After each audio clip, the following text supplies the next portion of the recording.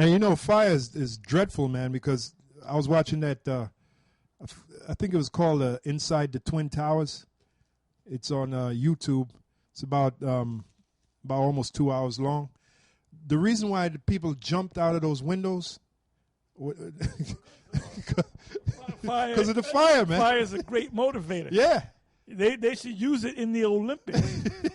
Fire is dreadful, man. They said, you know what? And they showed, you know, the way fire make you do shit you don't want to do. They jumped out the windows. Did you tell somebody, look, I'll give you $1 billion if you jump out this goddamn 100-story building? Oh, hell no. Yeah. I'll give it to you. You be out, I ain't jumping out no goddamn window. Okay, get the fire out. Right. That fire start nipping at his ass. Yep. He going to do a swan dive. Oh, hell yeah. You know? Hey, well, the fallen man. You had that one dude, they call him the fallen man, the Dominican, and he did a swan dive out the building. But going back to that video, man, it's almost like they put you inside the building while the destruction was happening in the Twin Towers. Because what it was is a bunch of survivors, and they were telling their stories of how they survived the Twin Towers. And the way they dramatized it, it made you feel like you was actually there while the stuff was happening. Well, maybe we'll see that later tonight. Yeah, inside the Twin Towers. It's bad. I got another scripture, Revelation 14:10. This talking about the cup, so you can know what the cup is talking about. The same shall drink. You know what? No, let me jump up above that because there's more meat. There's more meat there. And more spaghetti for your plate. I'll start at 8. And there followed another angel saying, Babylon is fallen, is fallen. That's code for something else. All right? If you're an insider, if you've been watching us, you know who or what Babylon is. That great city, because she made all nations drink of the wine of the wrath of her fornication. Right? 9.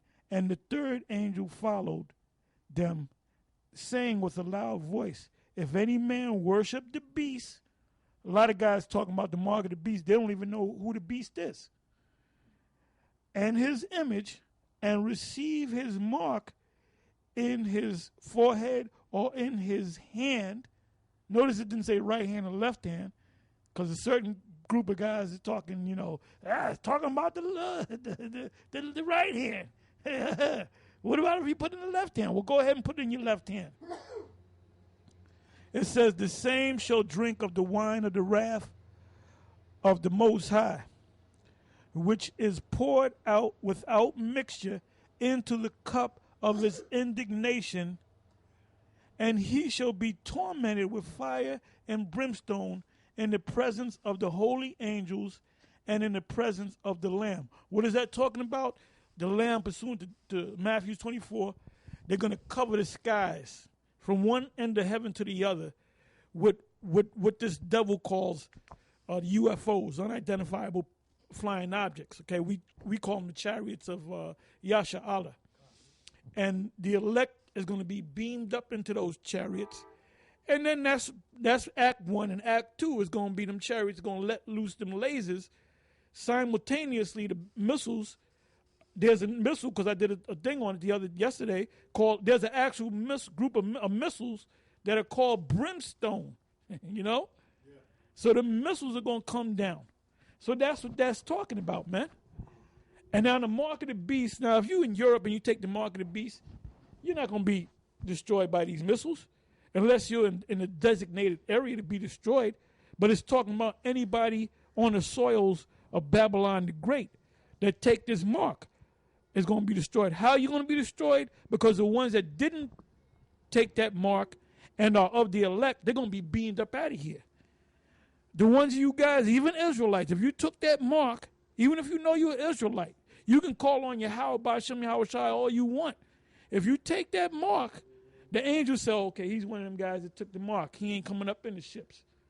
So when the ships beam us up, simultaneously, the missiles, the brimstone is going to tear your ass up. And now let's say you got an Edomite that says, yeah, I agree. He's an actual Edomite, and he agrees with Great Millstone, which that would make him an Israelite, spirit in the spirit. But let's say the Edomite knows about the mark. He said, I'm not going to take the mark. Is he going to be destroyed by the missiles? You goddamn right he's going to be 'Cause he's devoured a by the brimstone, man. If he's a Moabite, an Ammonite, an Ishmaelite, he can say, "Yeah, I'm not taking that chip." Well, guess what? You're still going to be destroyed, man. That's right. The only ones that's going to be delivered are the Israelites that are of the elect that did not take the mark of the beast, which is the microchip. You're going to be beamed up, and this place is going to be destroyed. That's right, and there's also icons of the chariots too. You know, they have different depictions of pictures that were painted in back in the days. You know, hundreds of years ago, that showed actual chariots in there. So they knew that the angels came in chariots. They knew that the chariots existed. You know, there's all types of reports all over the planet about chariots. They call them UFOs, but they're really chariots. You know, whether you call them whirlwind, chariot, a wheel within a wheel, fire, a cloud by day, a pillar of fire by night. They're all the chariots of the Most High. And with that, we're going to say shalom and keep watching.